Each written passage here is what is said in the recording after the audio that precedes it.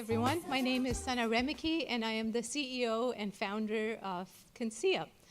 So today, I'm going to tell you a little bit of a story about how we survived as a startup. 3 years ago, we started this company. I started it, as you heard from Alex, with my husband, who's right here in the audience with me. And many, many years before that, about a decade before that, we worked together along with a couple of other co-founders for very large corporations, building IT solutions such as data integration, integrating large enterprise software into their infrastructure. And one thing we saw over and over and over again, that these projects just took longer than expected. They were they took a lot of time. They were very, very painful, very, very expensive. So we then set out on this joint mission to change that. We wanted to build a data integration platform that would be extremely powerful, extremely flexible, and it would cut down the cost of doing data integrations to a fraction of those traditional methods. So we said, all right, let's go build it. So we did, and we actually did. We were very successful in building that, schemaless, very powerful data integration platform. So then we said, all right, now that it's built, let's go sell it. So we reached out to our IT partners from back in the day who we worked with for many, many years in the past and said, look, check this out. We built something that you're going to like. They gave us a chance to do the demo, and then they said, this is great, but we can't buy this. So we said, holy shit, okay, that's not good. Why not?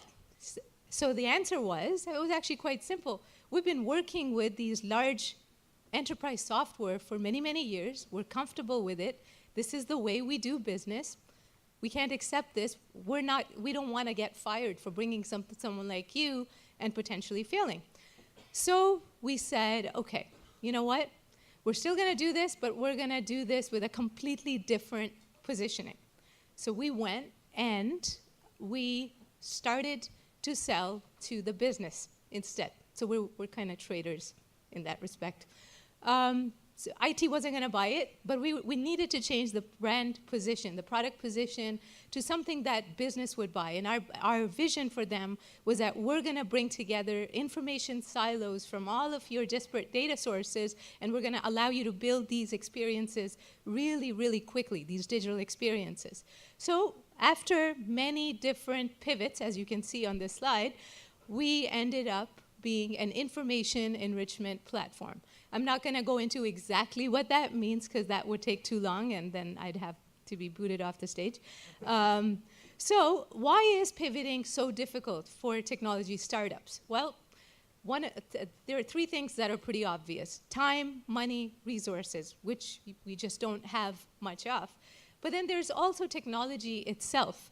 When we set out, when an entrepreneur sets out with this vision that they're going to go after a certain market, they build the technology, infrastructure, and architecture in a very specific way, which is rigid, and it doesn't change much with the business vision. So if you change your business vision entirely, the technology architecture has to change entirely as well. So, when we started this company out, we had a lot of mentors. They said, you got to stay focused, laser focused on a specific vision, a specific business model. You cannot digress. You can't, you cannot go in different directions. But there's a difference between focus and tunneled vision. And my proposal here is that, yes, you can stay focused, but you got to keep your vision broad. You got to keep the failure in mind. So you build with this concept of looking at your adjacent markets, potential adjacent product positions in mind, that we did here as well. We started off as data integration, looked at other things around it like master data management, metadata management, information management, which have exactly the same underlying foundation from a technology standpoint. So we aligned our technology architecture to that broad business vision. And this is what we ended up building. We built the basic building blocks or Lego blocks that would satisfy any type of adjacent market or product position before we started building the technology itself. So we have configurable microservices, you have UI widgets that can be assembled together as Lego blocks to build multiple solutions, not just that one solution. So basically, what the moral of the story is you don't want to build a point solution. What you want to build is the Lego blocks that you can assemble to build any adjacent solution. Thank you.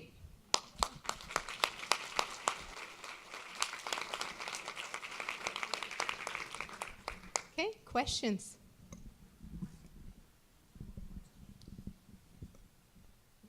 I'll start right here. Okay. Tell me more about the Lego blocks and like what do you mean by that? So explain an analogy to me. I have a kid, but all he does is mash them together. Lego blocks. Lego blocks are awesome. So basically, how do I explain this? So there are two types of Lego blocks in our architecture. There are Lego blocks from a microservices standpoint, and they're not microservices at a very granular level. They're at a level that you can assemble them together to build multiple similar solutions. For example, when you're looking at metadata management versus information management, they're very similar tasks that the business users have to be able to do. And those have to be exposed by very similar microservices. So that's what I mean by Lego blocks that are sort of generic enough from a business standpoint, not so granular that you're only, you have to build 1,000 microservices to pull them together to build any solution, which most people do anyway. Does that make sense? Yeah, hi, I'm Rishabh. So my question is that how specific or how general are these endpoints and the database and everything?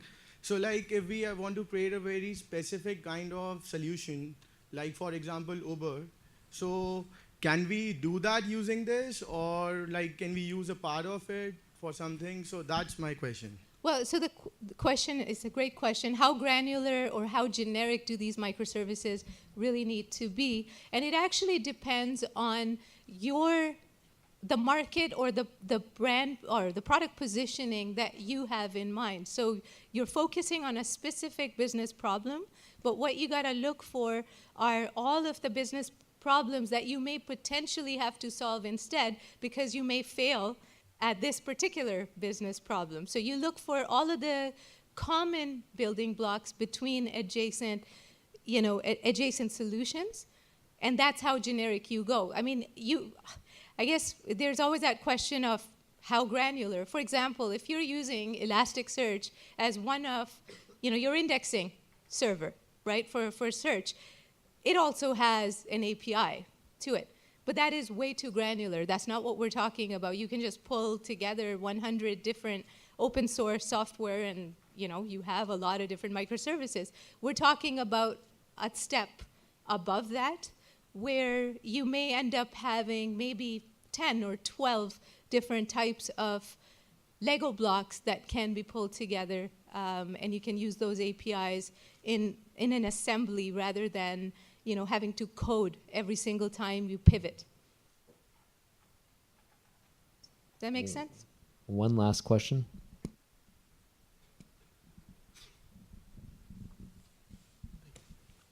Hi.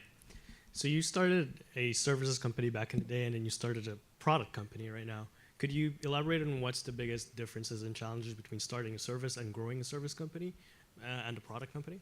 Yeah, so I actually didn't have a services company. I was actually an independent technology consultant for a services company, but I think the question is still valid. In terms of the biggest difference, when you're working for a services company, you're working with enterprise software that you have not built. You're sort of at the mercy of whatever that software allows you to do. When you build a technology startup from scratch, you have the flexibility to build your software in a way that can solve multiple problems with that single piece of software. So that's the biggest, and that's, I think, the most fun part for us, and that's why we wanted to build it in the first place. Thank you. Awesome, thank you.